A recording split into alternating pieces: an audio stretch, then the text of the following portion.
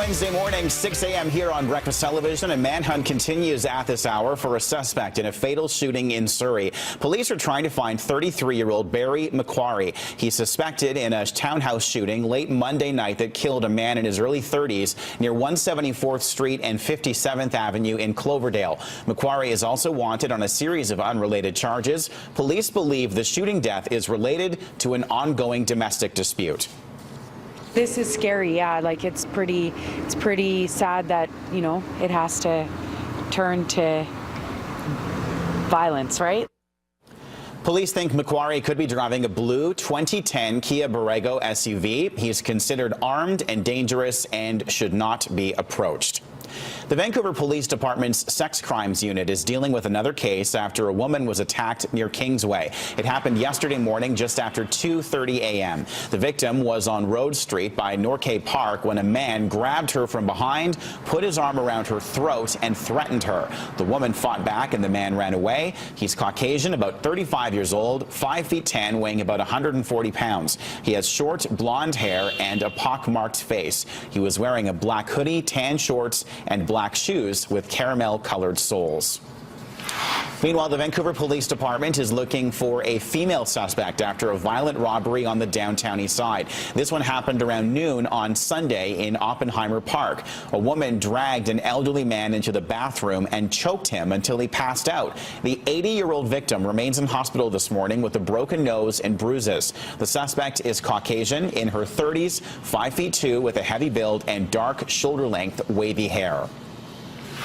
There's no real closure for the family and friends of a teenager who died in Surrey last year. The BC Coroner Service has classified Ernest Azoadam's cause of death as undetermined.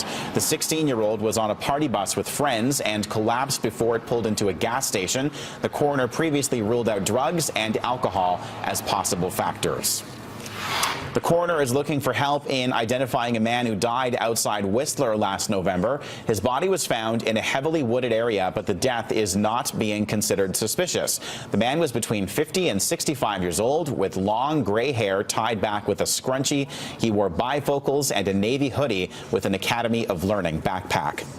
Well, there was a strong show of support for public education in the Coquitlam School District, with hundreds of teachers concerned about their future. With the support of students and parents, instructors lined Como Lake Avenue Tuesday afternoon, many of them dressed in black. Some held numbers representing their seniority rankings. More than 600 teachers in the Tri-Cities received layoff notices last week. Most will be hired back, but dozens are facing unemployment, especially those with less than 8 years experience.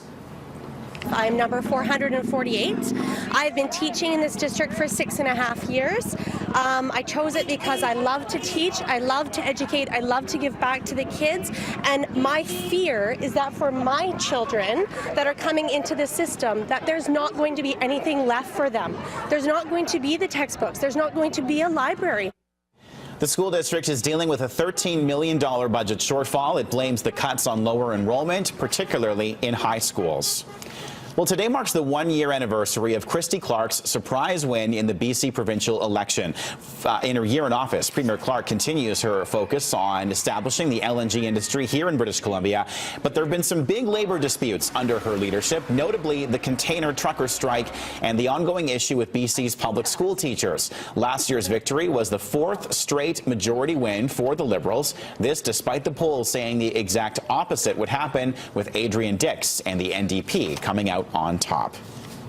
The future of Sears Canada is on some shaky ground this morning. There are reports that Sears Holdings, based in Illinois, is considering selling its 51% interest in Sears Canada. The American retailer says it's looking at strategic options, which includes the possible sale of its stake or the entirety of Sears Canada. Sears Canada was founded in 1952.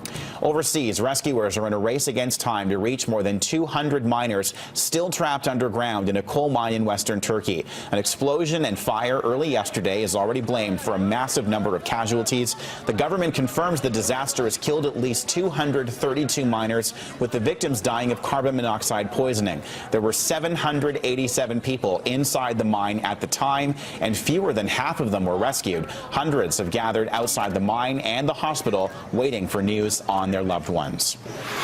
The judge in the Oscar Pistorius murder trial has ruled the Olympic track star will undergo a psychiatric evaluation to determine if he has an anxiety disorder. The process is expected to take at least 30 days. The chief prosecutor asked for the evaluation after a witness said Pistorius' anxiety disorder may have played a role when he killed his girlfriend last year. Pistorius says he confused Riva Steenkamp with a home intruder.